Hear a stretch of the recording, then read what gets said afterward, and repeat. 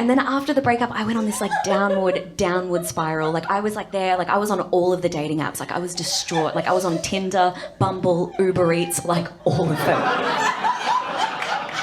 And you laugh at Uber Eats, but the Uber Eats guy will come to your door, right? I've had Tinder dates that will not come to my door, right? So I was on all of the dating apps and I went down and I started getting addicted to dating apps, and I was like, because I was paying for Tinder and Bumble simultaneously. I know. That's when you know you have a problem, right?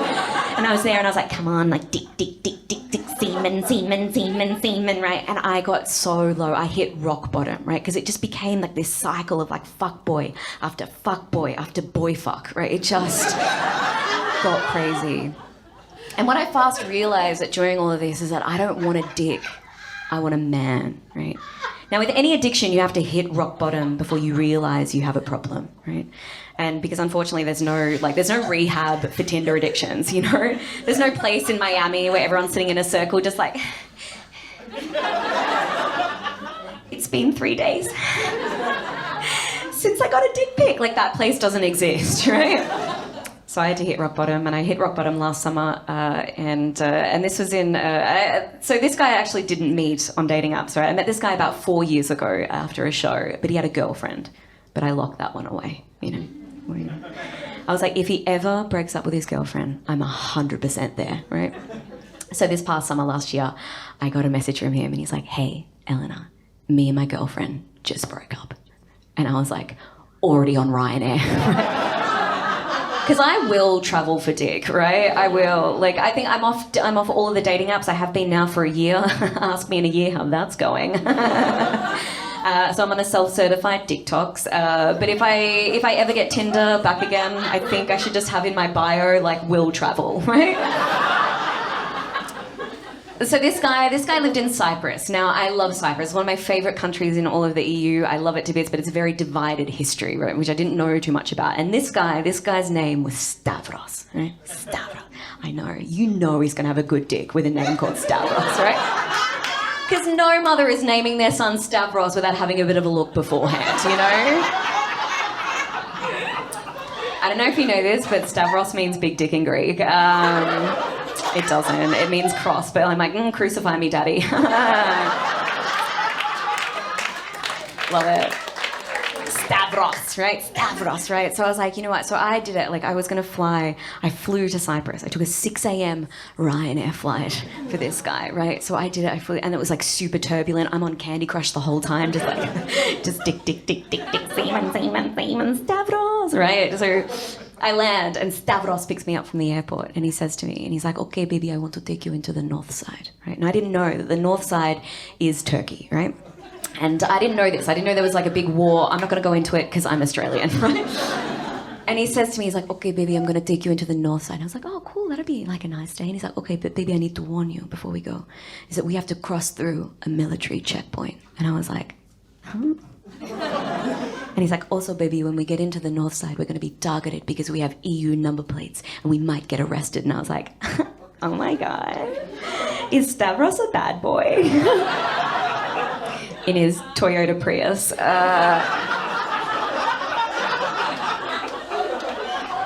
For the climate. So we go through the military checkpoint, we get into the north side, and it was amazing. We went out, we had this beautiful Turkish lunch, and Turkish, like, mezza, this, like, beautiful lunch, and then we go and get the Turkish ice cream, you know, with the Turkish ice cream guy. You know that guy that's just like, give me the fucking ice cream, okay? I don't hate a lot of people, but I fucking hate that guy, right? It's like on the list of professions, it goes like dentist, Turkish ice cream guy, right? That people hate. So So you finally get your ice cream, you're like, fuck you, right? So I get my ice cream, I'm all happy, and Stavros is like, okay, baby, let's go back into the safety of the EU. And I was like, okay. So we start driving, and we're about 20 minutes away from the checkpoint, and Stavros puts his hand on my thigh, and he goes, baby, I must have you now. And I was like right now, it's like 3 o'clock in the afternoon. He's like, no, baby, the passion is too much. I was like, okay, calm down, Stavros. So he pulls over the car on the side of a busy highway out the front of an apartment building. I could hear dogs barking and babies crying, and I was like, fuck, I wish I was back in Egypt buying tampons. Right? And he's like, come on, baby, let's just jump into the back. Let's have a quickie, you know? And I was like, oh, fuck, I hate car sex. I hated it when I was a teen. I hate it now, right? Because you can never get fully naked. You've always still got, like, your pants around your ankles, like you're getting a gynecological exam, you know? Or, like, you have to, like, you know, you kind of, like, have to do that weird kind of flashy things. You don't want to take off your bra completely, so you just have to be like, what, right? So we get into the back and I'm thinking like, fuck, like I don't want to get like naked. I don't want to have sex because like, you know, I could go to jail. Like I could see the news headlines the next day, right? So I was like, you know what, Eleanor, you know what? Why don't you use your Hoover skills that your gay best friend taught you and finish him off so he'll be happy and he'll drive you back into the safety of the EU. I don't know if anyone here has ever sucked a dick fearing for their life. No, just me? Okay, good. I was so paranoid that I started sucking dick like a meerkat, right? I was like...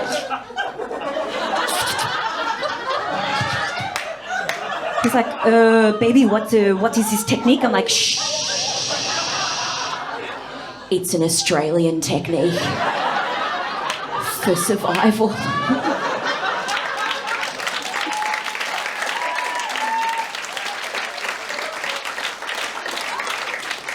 And I get to that point where he's just about to come, right? And I pull back and I look into his eyes. Now, before I finish this story, a little PSA. Last PSA for the show, guys. If you're ever engaging in sexual activity with someone, you should always be honest about things. Like, oh, hey, I might giggle when I come. Okay, cool. Or, hey, I have herpes. You know, just balance it out, right? And I pull back and he starts coming and I fucking love this moment. I love this moment, right? Because you feel like you've achieved something, right? You know that, it's like the same feeling that you would get when you put an essay in on time at university, you know? You're like, I did that, all right? And if you're doing that, not a university. So if I pull back and I look into his eyes and he starts coming, and his eyes start rolling back into his head and he starts having a seizure. So he's coming and convulsing. He's convulsing, right? And you think Stavros was a little drippy comer, like drip, drip, drip, drip, drip. No. Stavros was a motherfucking sprinkler, right? Just like... Come everywhere, come over the roof, come over the windows, come over me. I was like, I feel like I'm inside a snow globe right now. But also part of me was like, oh, this is good, strong semen. I should take this for later. This is good, right? And I don't know if anyone here has ever seen a man seizuring and coming at the same time, but it looks like a seahorse underwater, right?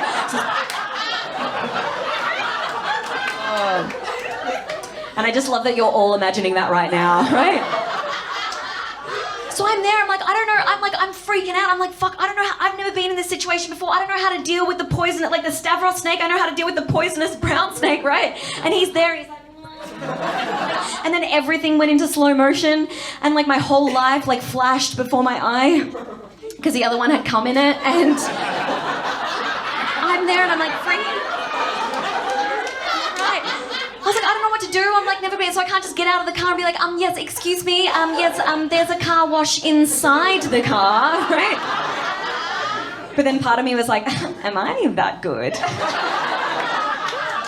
then I'm looking at him and he's still there. He's like, it's like, fuck, oh my God, this is gonna die. I'm gonna go to jail. I'm like, what the fuck is my mum gonna say? You should stop boy fucking. Like, I'm like, what, right? And then I get out my phone. I'm like, fuck, my phone doesn't work because we're no longer in the safety of the EU. And then I get there and he's there like, so I just got on Candy Crush.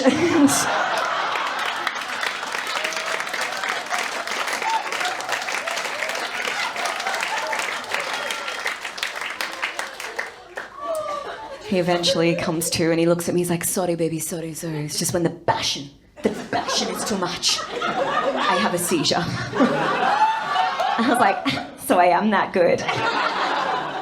But that was on me, right? I should have seen the red flags that day. I should have, but I was just confused because it was the Turkish flag everywhere. So we get back, we drive back into the safety of the EU, and every time we had sex, every time he'd just be on the bed like... naked, just like fully having a seizure. And I didn't know what to do, right? I didn't know what to do in this situation, and he'd just go for a full like 10 minutes. And I didn't want him to like fall off the bed, like I didn't want him to like roll off and hurt himself. So then I just made like this weird like pillow crib, you know, go and like check my emails, be like, oh, he's still going. Okay, yeah. I was like, I am gonna be a great mum.